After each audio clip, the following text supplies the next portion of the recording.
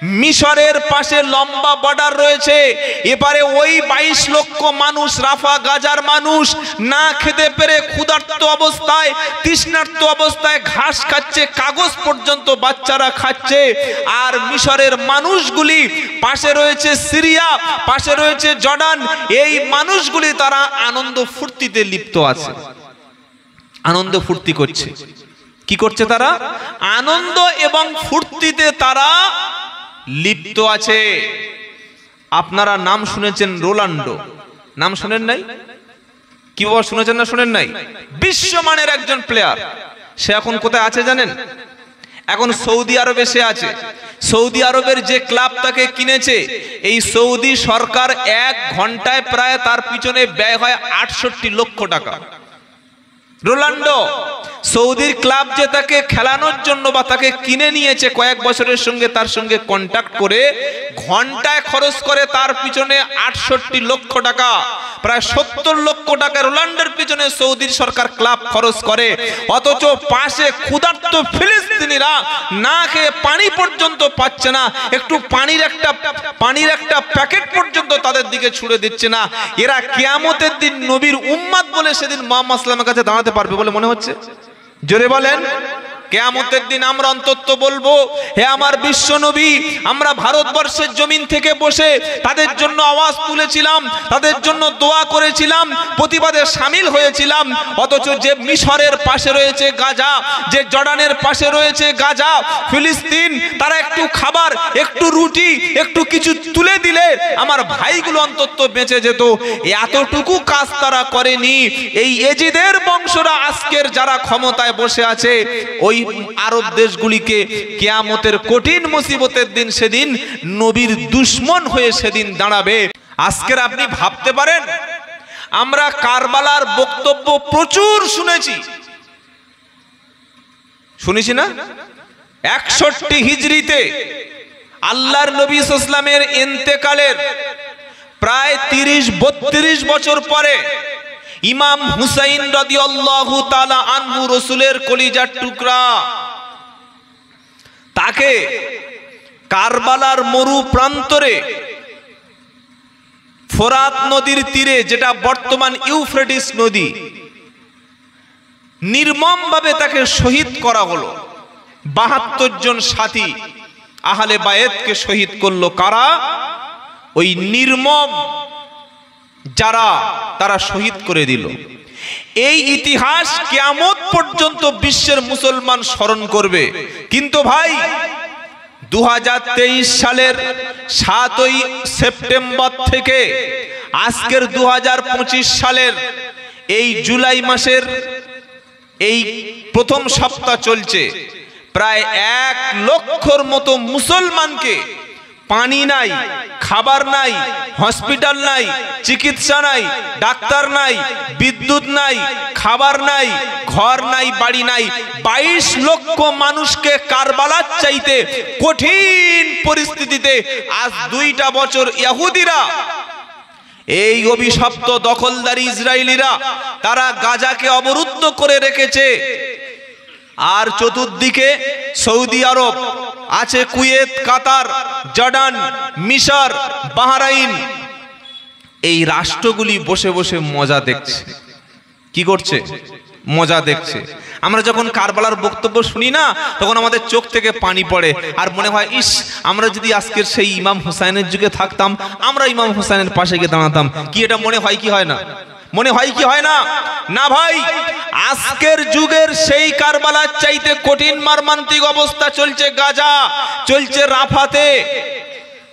1 লক্ষের বেশি মানুষ সেখানে শহীদ। সেখানে ডাক্তার, চিকিৎসা, খাবার, পানি পর্যন্ত নাই। 1 টুকরো রুটির জন্য 3 দিন 4 দিন লাইনের পর লাইন দাঁড়িয়ে রুটি পর্যন্ত মানুষ পাচ্ছে না। বিশ্বের 190 কোটি মুসলমান কি করতে পেরেছি আমরা? আমরা নামে মুসলমান বলে দাবি করি, 190 কোটি মুসলমান মাত্র 22 লাখ নিরীহ মাজলুম গাজার বাসীদের জন্য খাবার আর পানির ব্যবস্থা করতে পারলাম না। এই রকম কাপুরুষ হয়ে গেছে আমাদের ঈমান, এই রকম কাপুরুষ হয়ে গেছে মুসলিম রাষ্ট্রগুলি। এরা যদি সেই ইমাম হুসাইন রাদিয়াল্লাহু তাআলা আনহুর যুগে থাকতো, এরা ইমাম হুসাইনের পক্ষে দাঁড়াতো না ইয়াজিদের পক্ষে দাঁড়াতো? বলুন, কাদের পক্ষে দাঁড়াতো? বলে হুজুর আমাদের করণীয়, আমরা মন থেকে আল্লাহর কাছে দোয়া করি, সাথে সাথে এটাও আমরা চেষ্টা করব আল্লাহ রাব্বুল আলামিন যেন এই জালিমদেরকে ধ্বংস করে মাজলুম ফিলিস্তিন মানুষ, মাজলুম রাফা, গাজার সমস্ত মানুষদেরকে তিনি স্বাধীন এবং মুক্তির ব্যবস্থা করে দেন। সকলে বলুন আল্লাহুম্মা আমিন। বলি আল্লাহুম্মা আমিন। এবার আসি মুহাম্মদ সাল্লাল্লাহু আলাইহি ওয়াসাল্লামের সাথীদের পরিচয় জানাচ্ছিলাম যে নবীর অরিজিনাল আশিক কারা। প্রথম পরিচয় কি বললাম? নিজেদের মুমিন ভাইদের প্রতি নরম হবে আর দুশমনের প্রতি কি হবে? মনে থাকবে ইনশাআল্লাহ। 2 নম্বর কোরআন শোনাচ্ছে, তারাহুম রুকআন সুজদাই ইয়াবতাগুনা ফাদলাম মিনাল্লাহি ওয়া রিদওয়ানা। নবীর আশিকে রাসূল সাথী হলো তারা, তাদেরকে রুকু এবং তারাহুম রুকান সুজদাই ইয়াবতাগুনা ফাদলাম মিনাল্লাহি ওয়া রিদওয়ানা। নবীর সাথী হলো তারা যাদের চেহারাতে সেজদার চিহ্ন পাওয়া যাবে, যাদের চেহারাতে ঈমানের নূর পাওয়া যাবে, যাদের রুকু এবং সেজদা অবস্থায় দেখতে পাওয়া যাবে। আজ মুসলমানদের তাসের আড্ডায় বেশি যায় কারা? মুসলমানরা লটারির টিকিট কাটে কারা? মুসলমানরা মদের দোকানে সবচাইতে বেশি লাইন দেয় কারা? মুসলমানেরা। আর আজান হলে মসজিদের মধ্যে ধরে ধরে ডেকে ডেকে লোক মসজিদে আনা যায় না। আমরা বললাম হুজুর যে কুরবানি দিয়েছি, সামনে মুহররমে বিশাল বড় তাজিয়া বার করে গোটা রাস্তা পুরো জ্যাম করে দিয়ে বলবো ইমাম হুসাইন আমরা তোমার দলে আছি, কিন্তু আজান হলে মসজিদে আল্লাহর বান্দাদের সাথী নাই। কোরআন শোনাচ্ছে, তারাহুম রুকআ সুজদাই ইয়াবতাগুনা ফাযলাম মিনাল্লাহি ওয়া রিদওয়ানা। নবীর সাথীদের দ্বিতীয় নমুনা হবে তাদেরকে রুকু এবং সেজদা অবস্থায় পাওয়া যাবে। জোরে বলুন সুবহানাল্লাহ। মুসলমান দাবি করবে নামাজ পড়বে না, নবী বললেন তাকে আমি নবী কখনো উম্মত বলে মানব না।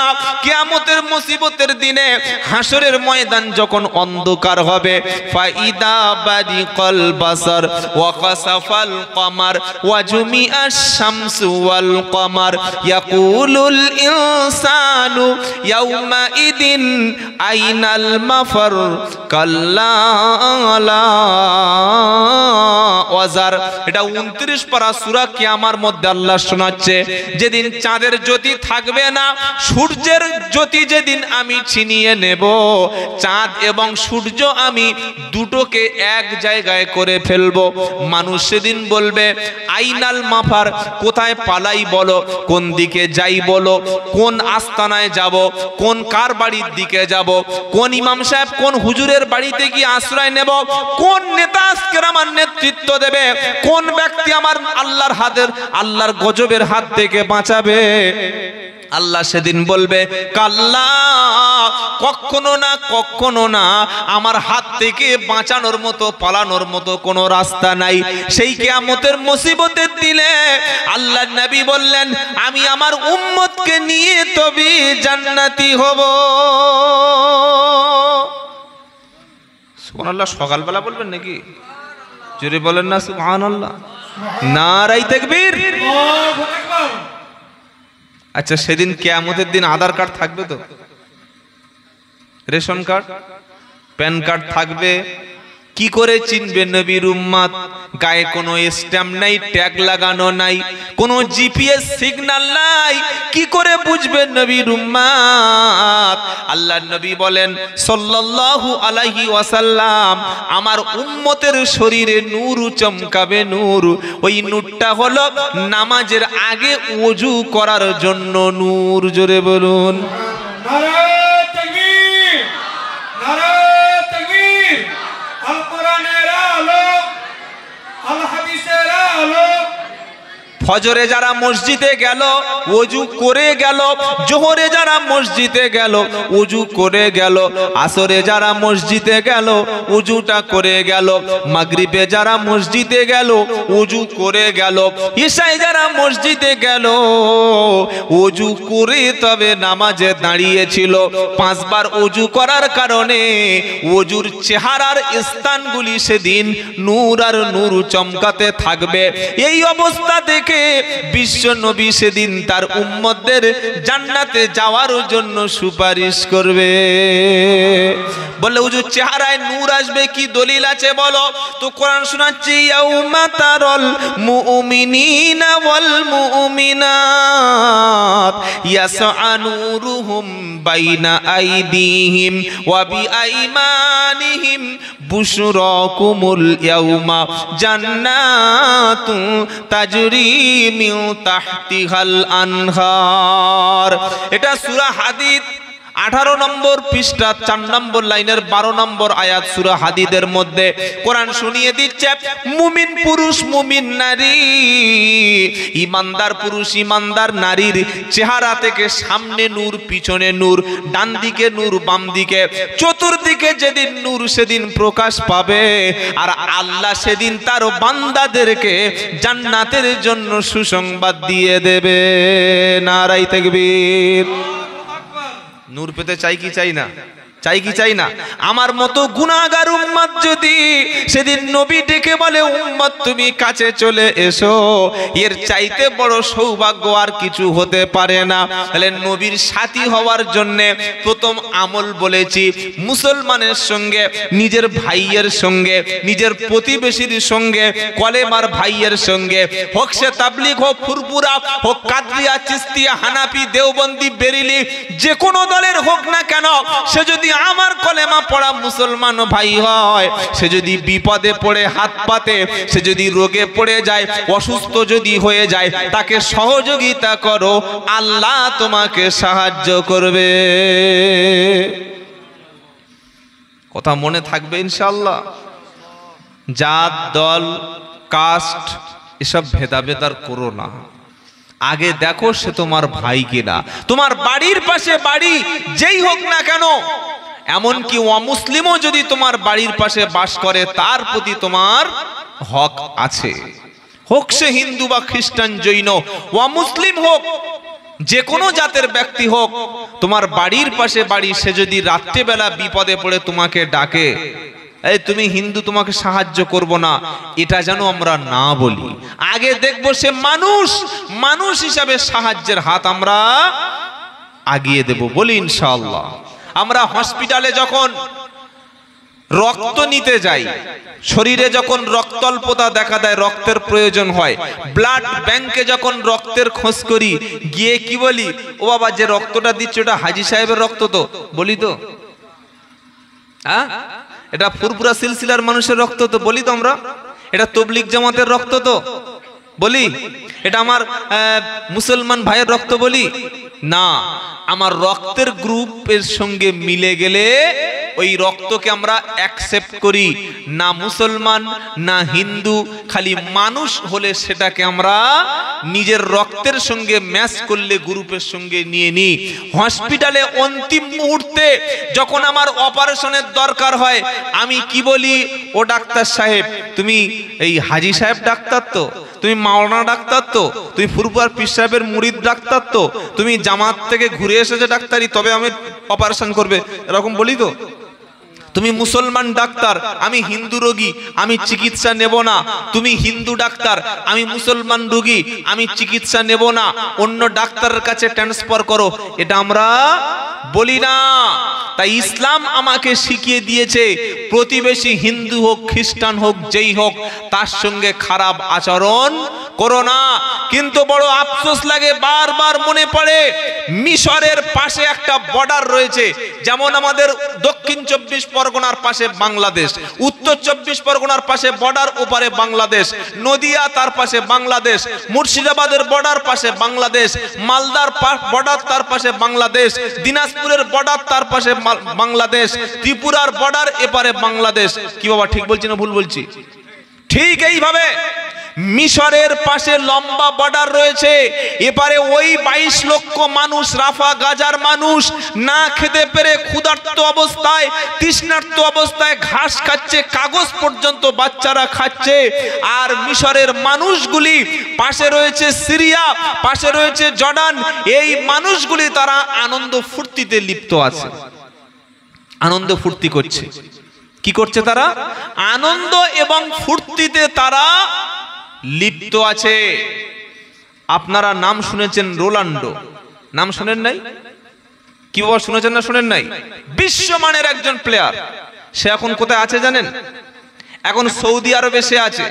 সৌদি আরবের যে ক্লাব তাকে কিনেছে, এই সৌদি সরকার 1 ঘন্টায় প্রায় তার পিছনে ব্যয় হয় 68 লক্ষ টাকা।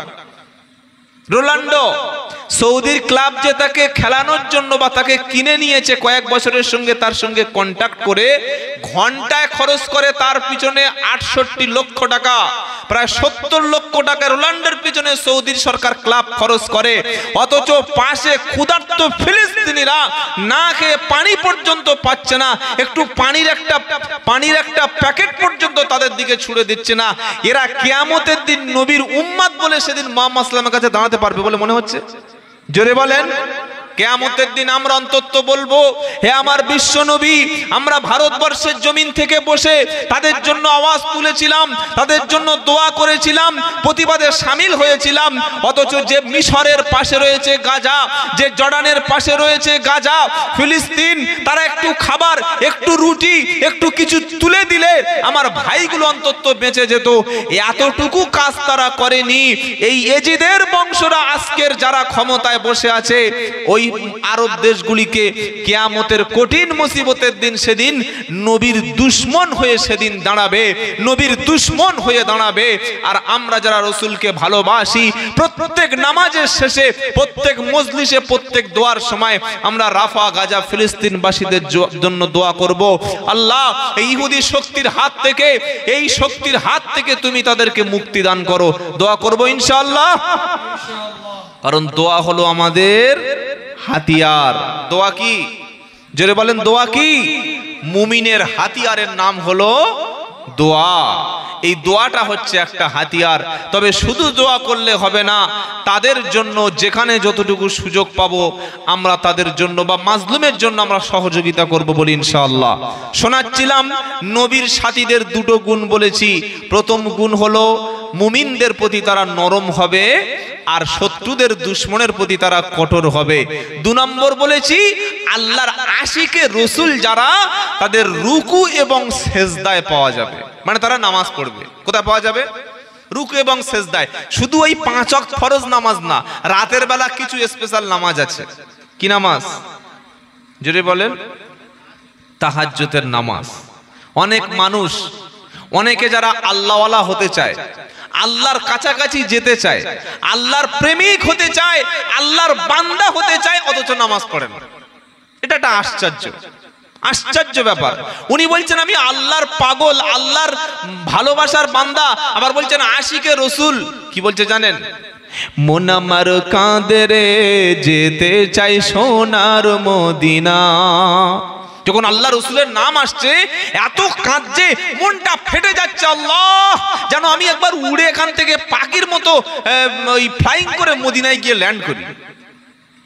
পাশে 50 মিটারের মধ্যে মসজিদ, আসরের নামাজ হচ্ছে, তুমি তাসের আড্ডায় বসে আছো, ক্রাম বোর্ডে বসে আছো, অনলাইন গেমে তুমি লিপ্ত আছো, বিবির সঙ্গে গল্প করছো, বাচ্চাকে নিয়ে আনন্দ করছো, দোকানে বসে বসে আড্ডা মারছো, চায়ের মোড়ের দোকানে বসে বসে সময় নষ্ট করছো, মসজিদে আসরের নামাজ পড়ছো না, আর জলসা বসে বলছে হে রাসূল আমার অন্তরটা ফেটে যাচ্ছে, যেন এখান থেকে টেক অফ করে মদিনায় গিয়ে ল্যান্ড করি রসুলের মাজার মোবারকের সামনে। তোমার মতো চিটিং বাস পৃথিবীতে দুটো আছে নাকি? হ্যাঁ, আশিকে রসুলের নমুনা বলে দিচ্ছি, শুনে নাকেন। নাম হলো হযরতে বেলাল রাদিয়াল্লাহু তাআলা আনহু। বাড়ি কোথায়? আফ্রিকা মহাদেশের আবিসিনিয়া, যেটা আফ্রিকা মহাদেশের মধ্যে একটা দেশ। বেলালের বাড়ি ওখান থেকে এসেছেন কোথায়? সৌদি আরবে। কেন এসেছেন? সে ছিল কৃতদাস, কেনা গোলাম, মানুষকে বিক্রি করে দেয়া হতো। কিনে নিয়েছে কে? উমাইয়া। উমাইয়ার আইডেন্টিটি কি? সে হলো একজন শত্রু। কার শত্রু? মুহাম্মদ ইসলামের শত্রু।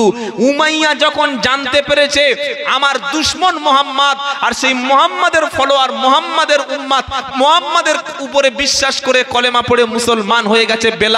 খাবার সকালে ঠিক মতো খাওয়া দেয় না, দুপুরে আরবের টেম্পারেচার প্রায় 43 আর 45 টেম্পারেচার, ওই রকম তাপে বালির উপরে শুইয়ে রাখে, উটের পিছনে বেঁধে দিয়ে ঘন্টার পর ঘন্টা উট মরুভূমিতে চালিয়ে দেয়, সন্ধ্যাবেলা ঘরে এনে আবার পিটতে থাকে। খালি বলছে তুই মুহাম্মদ ইসলামের দিন থেকে, আল্লাহর মনোনীত দিন জীবন ব্যবস্থা থেকে সরে আয়। হযরতে বেলাল রাদিয়াল্লাহু তাআলা আনহু আশিকে রাসূল সরে এসেছিলেন। তো আমাদের তো এক প্যাকেট বিরিয়ানি দিলে হ্যাঁ হ্যাঁ আমরা কবেই নিজের বাপকেও শালা বলে বসবো। এক প্যাকেট বিরিয়ানি আর 500 টাকা দিলে আমাদের ঈমান শেষ। কি বুঝলেন? হ্যাঁ, যদি একটা সুন্দরী নারী আর 2 কোটি টাকার দামি একটা গাড়ি আর নিউ টাউনে কলকাতায় কিংবা ভালো একটা শহরে একটা ভালো ফ্ল্যাট দিয়ে দেয়, ওই এমনি আমরা খ্রিস্টান হয়ে যাব। আর খ্রিস্টান তো বানিয়ে দিচ্ছে, তারা বানাচ্ছে টাকা দিয়ে। হযরতে বেলাল রাদিয়াল্লাহু তাআলা আনহু এমন ঈমান এনেছিল, এমন লা ইলাহা ইল্লাল্লাহ বলতো, সারা দিন অত্যাচার নির্যাতন করা হতো, রাতে বেলা নামাজের পাটিতে অন্ধকারে গোপনে সিজদায় কেঁদে বলতো রব্বানা, ঈমান এনেছি আল্লাহর উপরে, এই ঈমান যেন ছেড়ে যায় না। ঈমান রাখার জন্য পরিশ্রম করতে হয় কি বাবা? কথা বোঝেন নাই মনে হয় কি বললাম। ঈমান যে এনেছি, লা ইলাহা ইল্লাল্লাহ বলেছি, এই ঈমানটা ধরে রাখার জন্য মেহনত বা পরিশ্রম বা কষ্ট বা কোশিশ করার দরকার আছে না নাই? একটু মুখটা খুলুন যদি বোবা না হয়ে থাকেন। আচ্ছা, আমার বয়স ধরুন, আপনার বয়স 23, বিয়ে করেছেন নেড়াজলে বা বকুলতলা বা চন্দ্রকোনা টাউন, এসব চেনেন তো? আরে আমি 24-15 লোক চিনি, আপনারা চেনেন না? তো বিয়ে করেছেন 18 বছরের মেয়ে, সবে এইচএস দিয়েছে, খুব সুন্দর দেখতে, একদম ফুলটুসি হাজি সাহেবের মেয়ে, আর ওই রকম স্মার্ট, মানে আধুনিক মেয়ে যাকে বলে, মানে হট, খুব সুন্দর। আমাদের ছেলেরা আবার হট মেয়ে পছন্দ করে, কি বুঝলেন? বিয়ে করেছে, খুব সুন্দর। কটা কথা বলে বিয়ে করি আমরা বলুন? যারা বিয়ে করেছেন মনে হয় ভুলে ঢুলে গেছে মনে হয়। কটা কথা বলেছেন বিয়ের সময়? এমনিতে বেটা ছেলে বিয়েতে গিয়ে মুখে এরকম রুমাল দিয়ে, বেটা ছেলে আবার মুখে রুমাল, কত লজ্জা, কি বুঝলেন? একবার ছেড়ে দিয়ে দেখো না, বুঝিয়ে দেবে কি লজ্জা। বিয়েতে গিয়ে মুখে রুমাল দিয়ে বসে আছে। ইমাম সাহেব বলছে আব্দুল কুদ্দুসের মেয়ে মারিয়াম 2001 টাকা দেন মোহরে, তোমার সাথে কাবিল তুল 3বার যাও, মোটামুটি কবুল বলে চালিয়ে দিই। 3বার কবুল বলে বা তোমাকে বিয়ে করছি বলে আমরা সারা জীবনের মতো হালাল করে নিয়েছি না নিই নাই? হ্যাঁ না বলেন? আচ্ছা, এই যে বিয়ে করেছি, সুন্দরী মেয়ে, ওই স্ত্রীকে আমার বিছানায়, আমার ঘরে, আমার রুমে, আমার বাড়িতে, আমার গৃহে বা আমার কন্ট্রোলে, আমার আয়ত্তে রাখার জন্য কষ্ট বা চেষ্টা বা মেহনত আছে না নাই? খালি বিয়ে করে আর ঘরে রেখে দেন না, খাওয়াবেন না, ঘুরতে নিয়ে যাবেন না, পোশাক দেবেন না, দেখবেন না, ভালোবাসবেন না, সময় দেবেন না, ওমাল থাকবে? উত্তর বারাসাত, উত্তর 24 পরগনার উত্তর বারাসাত থানার নাম। গত 5 মাসে বাড়ির 500 বউ স্ত্রী, বিবাহিতা স্ত্রী, তারা 500 বউ 5 মাসে পালিয়েছে। একবার জোরে বলুন। বলে সুবহানাল্লাহ, সুবহানাল্লাহ। এটা আমার কথা নয় ভাই, সংবাদ মাধ্যমের কথা, রিপোর্টারদের কথা। ইয়ং মেয়েরা পালালে মেনে নিলাম, বাবা ওদের প্রেমের জ্বালা, কিন্তু বাড়ির বউ, এক ছেলের মা অথবা ছেলে হয় নাই, স্কুল মাস্টারের স্টিপ, ব্যাংকের ম্যানেজারের স্টিপ, বিএসএফ এর স্টিপ, শিক্ষিত ছেলের স্টিপ, স্বামী বিদেশে গেছে, তার বউ 500 পালিয়ে চলে যাচ্ছে কেন ভাই? কারণটা বলি, এই মালের ওসিলায়। এটা কি মাল বুঝতে পারছো? কি গো, স্মার্টফোন দিয়েছি বিবির হাতে আর সময় দিই না। ভালোবাসা, মর্যাদা, স্নেহ আমরা দেখি না।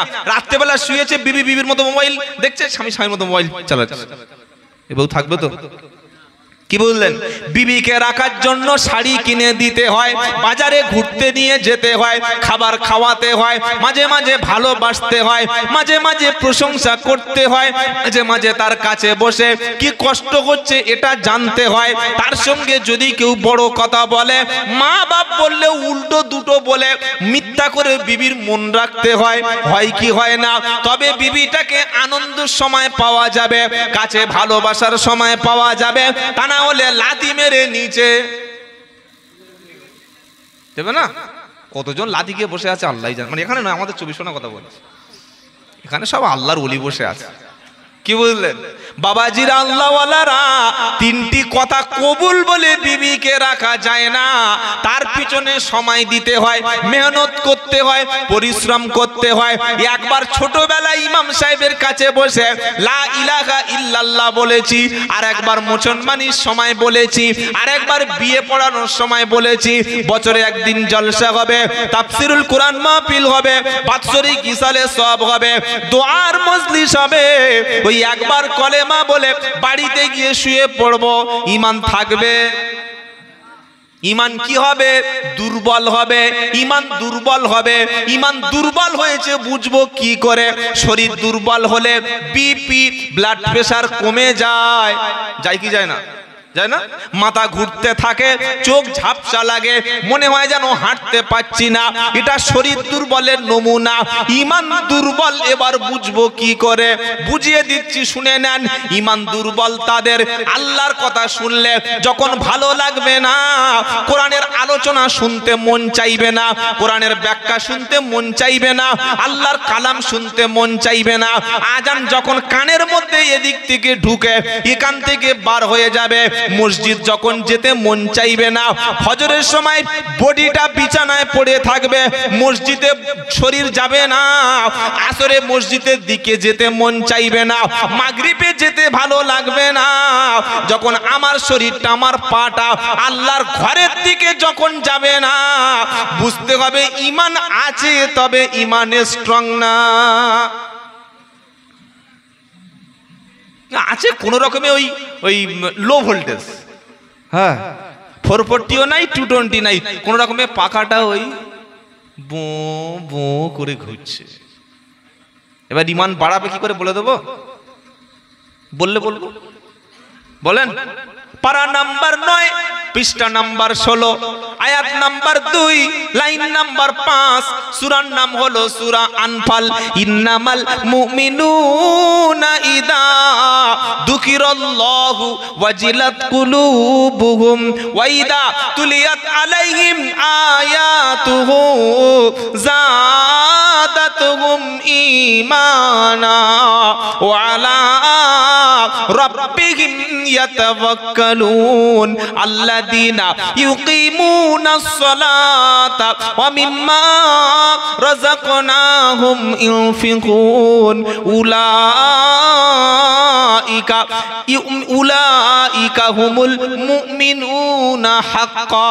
আমার আল্লাহ বলছেন মুমিন তো তারা। কারা মুমিন? যারা আমার নামটা শুনলে অন্তরের মধ্যে একটা ভয় তৈরি হয়, অন্তরটা ভয়ে থরথর করে কাঁপে। আর কোরআন যখন শোনে, আল্লাহর কালাম যখন তারা শ্রবণ করে, তাদের মধ্যে তখন আমি আল্লাহর প্রতি বিশ্বাসটা বেড়ে যায়। নারায়ে তাকবীর। আমরা বললাম মাওলানা 40 বছর জলসা দেবো, তবু দাড়ি রাখবো না। 15 বছর মিলাদ দেবো, তবু নামাজ পড়বো না। 3 ছেলের বাপ হব, হাঁটুর নিচে পোশাক বুড়ো হয়ে গেছে দেখি কাপড় এই পর্যন্ত তুলে ঘুরছে, মরার ভয় আছে? হ্যাঁ, বোরকা হিজাব তখন পরবে যখন ওর শরীরের চামড়াটা পুরো কিসমিসের মতো খিঁচে যাবে। আর যখন টাইট ছিল, স্কিন টাইট, দেখতে সুন্দর, একদম ল্যাংড়া আমের মতো, তখন মুখে ওই মেকআপ, ঠোঁটে লিপস্টিক, আর একদম হট ড্রেস পরে, ছোট ন্যারো গেঞ্জি পরে, টাইট প্যান্ট পরে এমন করে জলসার দিন ঘুরছে, রাস্তায় ঘুরছে, মেলায় ঘুরছে, বাজারে ঘুরছে, মাজারে ঘুরছে, এখানে মেলায় ঘুরছে, মসজিদের সামনে ঘুরছে।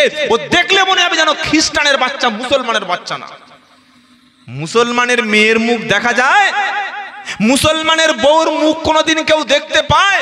মুসলমানের বউয়ের পিঠের অবস্থা কেউ দেখতে পায়? মুসলমানের মেয়ের অবস্থা মুখের কেউ দেখতে পায় না। ফাতেমার মুখ পৃথিবীতে কেউ দেখে নাই, আয়েশার মুখ পৃথিবীতে কেউ দেখে নাই, আম্মাজান খাদিজার মুখ পৃথিবীতে কেউ দেখে নাই, মারিয়ামের মুখ পৃথিবীতে কেউ দেখে নাই, আম্মাজান হযরতে ফাতেমার বোন ফাতেমার মুখ পৃথিবীতে কেউ দেখে নাই। তবে তো ছিলেন তারা জান্নাতি নারী। নিজে যাচ্ছি আর বউটাকে নিয়েও জাহান্নামে চলে যাচ্ছে। মুসলমান বলে দাবি করব? বাবাজিরা, আল্লাহ ভাইরা, তাহলে ঈমান বাড়বে কিসে? কোরআন শুনবো, কোরআন পড়বো, কোরআন আমল করব, আস্তে আস্তে পাপের রাস্তাটা ছেড়ে দেব, আল্লাহর উপরে ঈমান আল্লাহ বাড়িয়ে দেবে। বলুন না সুবহানাল্লাহ। তাহলে আমাদের ঈমানের অবস্থা কোন জায়গায়? যদি ফজরের সময় ঘুম ভেঙে যায়, যদি জোহরের সময় মসজিদে গিয়ে বসতে পারেন, আসরের সময় যদি মসজিদে বসতে পারেন, আর রাত যখন 2-2:30 বেজে যাবে না, একটু ঘুম ভেঙে যাবে। সুবহানাল্লাহ বললেন। ইমামে আজম, আমরা যে ইমামকে অনুসরণ করে চলি, ওই ইমামের নাম হলো ইমামে আজম আবু হানিফা রাহমাতুল্লাহ আলাইহি। এশার নামাজ পড়ে তিনি একটু শুয়েছেন, সামান্য একটু শোয়ার পরে হঠাৎ করে উঠে দাঁড়িয়েছেন, ওযুটা করে পবিত্র হয়ে নামাজে দাঁড়িয়ে গেছে। সূরা ফাতিহা পড়া শেষ, সূরা ফাতিহার পরে মিনিমাম 3টি আয়াত পড়া। কি এই যে জানেন না, কোরআন পড়া নামাজের মধ্যে কি ভাই? কোন জায়গায় আসলাম গো? ফরজ জানে না, কিন্তু কিয়ামতের আলামত এখানেই শুরু হবে। নবী বলেছেন কিয়ামতের পূর্বে ইলম তুলে নেওয়া হবে। ইলম কিভাবে উঠবে? কোরআন থাকবে, হাদিস থাকবে, বুখারী, মুসলিম, আবু দাউদ, নাসাই, ইবনে মাজাহ থাকবে, কিন্তু কোরআন পড়া, হাদিস পড়ার লোক পাওয়া যাবে না। বড় বড় আলেম যখন পৃথিবী থেকে বিদায় হবে, আল্লাহ আলেমদের মাধ্যমে ইলম শূন্য করে দেবে। মানুষ তখন ফরজের বিষয়ে ঝগড়াঝাটি শুরু করবে। জিজ্ঞাসা করবে ফরজ কটা? ফরজ পর্যন্ত জানে না। বাবাজিরা, আল্লাহ ভাইরা, জ্ঞানীজনেরা, সুধী মানুষেরা, ন্যায়নিষ্ঠপনেরা, কথা বোঝার চেষ্টা করুন, কথা মানার চেষ্টা করুন। নামাজের মধ্যে কোরআন পড়া, জোরে বলেন, ফরজ। কোরআনটা ভুল পড়া না, সঠিক করে পড়া ফরজ। ওযু যদি না থাকে, ওযু না থাকলে নামাজ হয় না। হাঁটুর উপরে কাপড় থাকলে নামাজ, মাথায় টুপি না থাকলে নামাজ হবে না। কে বলেছে? পাগলা কথা, মাথা নাই টুপি, তার নামাজ হবে না। টুপি সুন্নাত, আনফরচুনেটলি টুপি যদি কেউ না দেয় নামাজ হয়ে যাবে, অসুবিধা নাই, কিন্তু ইচ্ছা করে এটা না করাই ভালো। মনে থাকবে ইনশাআল্লাহ। নামাজে কোরআন পড়া ফরজ, কোরআন সহি করে পড়া। বললে হুজুর কোথায় আছে বলো, তো কোরআন শোনাচ্ছে ওয়ারাতিলিল কুরআন তারতিলা, 29 পারা সূরা মুজাম্মিল। ও আমার প্রিয় নবী, তুমি রাতের বেলা উঠেছো, নামাজে দাঁড়িয়েছো, যখন তুমি কুরআনুল কারীম তেলাওয়াত করবে, থেমে থেমে বুঝে বুঝে তারতিল তাসবিদের সঙ্গে পড়ো। পৃথিবীর সবচাইতে যে কিতাবটা থেমে পড়তে হয়, বুঝে পড়তে হয়, স্লোলি পড়তে হয়, আস্তে আস্তে পড়তে হয়, মাখরাজের মতো, মাখরাজ যেখানে যেটা আছে উচ্চারণ করতে হয়, এটা পড়তে হয়, তার নাম হলো কুরআন। কুরআন পড়া ফরজ, সহি করে তেলাওয়াত করা ফরজ। আপনার ওযু আছে, গোসল আছে, আরবি পাঞ্জাবির ভালো জামা আছে, সুন্দর ইসমাইল কোম্পানির লুঙ্গি আছে, মাথায় একটা আজমির শরীফের টুপি আছে, ফুরফুরা শরীফের হাজি রুমাল গায়ে আছে, সবকিছু শরীরে আছে। মসজিদটা টাইলসের, উপরে 2 টন এসি দেয়া রয়েছে, ঠান্ডা একদম গা পাথর হয়ে যাচ্ছে। ওযু আছে, গোসল আছে, দাড়ি আছে, টুপি আছে, কিন্তু কোরআন পড়ছে ফরজ, ওই কোরআনের মাখরাজ পড়ছে ভুল। ওমন নামাজ পড়লে নামাজ কখনো, জোরে বলেন, হবে যে না বললাম আমার কথা বিশ্বাস করার দরকার নাই। যে কোনো মুফতি, যে কোনো মাওলানা যাকে আপনার পছন্দ হয় তার সঙ্গে জিজ্ঞাসা করে নেবেন। আব্দুল্লাহ জুবাইর বলে গেছে ওযু আছে, গোসল আছে, পোশাক আছে, আতর আছে, টুপি আছে, দাড়ি আছে, কিন্তু কোরআন পড়ে ভুল। ওই রকম নামাজ পড়লে নামাজটাও হবে। জোরে বলেন। টাকা পোশাকের জন্য টাকা খরচ করেছি, রুমাল কেনার জন্য টাকা দিয়েছি, আতর কেনার জন্য টাকা দিয়েছি। মসজিদ কমিটি যারা আছো, মসজিদে লক্ষ লক্ষ টাকা টাইলস বিছিয়ে দিয়েছো, মসজিদে হাজার হাজার টাকা খরচ করেছো, যোগ্য ইমাম মসজিদে রাখো আর নিজের ভুলটা সংশোধন করে নাও। কোথায় নামাজে ভুল হচ্ছে? আল্লাহু আকবার। আমার দিকে ভালো, এদিকে লক্ষ্য রাখুন। নামাজে নিয়ত করছে আল্লাহু আকবার, ঠিক হয়েছে তো? হাতটা কোন দিকে? ওটা না কান ধরে উঠবস করছে। কি গো, সব কিবলার দিক হবে। আবার বলছে আল্লাহু আকবার, হবে? সঙ্গে সঙ্গে নামাজ নষ্ট। কেউ যদি বার নামাজ গেল, আবার যদি কেউ বলে আল্লাহু আকবার, ওটাও বড়ি পড়ে গেল, বাস পড়ে গেল, জিরো, পুরো রেজাল্ট 0.000.0, কোনো পয়েন্ট আসবে না। আমাকে কত সহি করে নিতে হবে। আলেমের কাছে বসে, জ্ঞানী লোকের কাছে বসে, ফাসালু আহলাদ যিকর ইন কুনতুম লা তা'লামুন। কোরআন বলছে তুমি যেটা জানো না তাদেরকে জিজ্ঞাসা করো যাদের কাছে জ্ঞান আছে। সুবহানাল্লাহ বলেন। সাদা পাঞ্জাবি কিনেছেন 500 টাকা, মসজিদে টাইলস বিছিয়েছেন লক্ষ লক্ষ টাকা খরচ করে সুন্দর মসজিদ। নিজের আমলটা একটু চেক করে নেবেন যে ঠিক নামাজ পড়ছি কিনা। কারণ যেদিকে আমরা যাচ্ছি ওটা কবর, ওখান থেকে ফিরে এসে আর কেউ বলতে পারবে না। কি ভাই বলতে পারবে? পারবে না। কুরবানি করে দিলে কবুল হোক বা না হোক মাংসটা তো পাবো। কি বলছেন বাবা? কুরবানি করে দিলে ও কবুল হোক আর না হোক মাংসটা তো পাচ্ছি। হ্যাঁ, হজ করতে গেলে কবুল হোক আর না হোক মক্কা মদিনা জিয়ারত তো হবে রে ভাই। যাকাত কবুল হোক না হোক আমার মালটা তো কেউ খাবে। আমি সদকা করে দিলে কবুল হোক না হোক কেউ ওটা কেউ নেবে। কিন্তু আমি যে নামাজটা পড়লাম, আমি যে রোজাটা করলাম, এটা কবুল হলো কিনা কবরে না গেলে আখিরাতে বিচারের আগে ফিরে এসে আর সেটা সিদ্ধান্ত করা। তা আমি সঠিকটা করব না, করব সকলে ইনশাআল্লাহ। বলুন বলুন ইনশাআল্লাহ। শোনাচ্ছি ইমাম আজম আবু হানিফা কত বড় আল্লাহর ওলি, কত বড় আশিকে রাসূল, কত বড় মাহবুব। রাত যখন গভীর হয়েছে তিনি নামাজে দাঁড়িয়েছে, 2 রাকাত নামাজ পড়বে। ক রাকাত? আচ্ছা, ফজরের সুন্নাত নামাজ ক রাকাত বাবা? 2 রাকাত। আমাদের পড়তে কতক্ষণ লাগে? বল 10 মিনিট, 12 মিনিট, 2 মিনিট। 3:40 ফজরের জামাত, 38 হয়ে গেছে। আল্লাহু আকবার। ঘড়ি দেখছে আর চালাচ্ছে। আল্লাহ, ফেরেশতা বলছে কি হলো? ঘড়ির দিকে কি দেখছিস বে? 2 মিনিটে 2 রাকাত। আহা, ইমামে আজম আবু হানিফা রহমতুল্লাহ আলাইহি রাতের বেলা নামাজে দাঁড়িয়েছে। কারণ রাতের নামাজে আল্লাহকে খুশি করা যায়। তাতাজাফা জুনুবুহুম আনিল মাদাজি ইয়াদউনা রাব্বাহুম খাউফাও ওয়া তামা ওয়া মিম্মা রাযাকনাহুম ইউনফিকুন ফালা তা'লামু নাফসুম মা উখফিয়া লাহুম মিন কুররাতি আয়ুন জাযাআম বিমা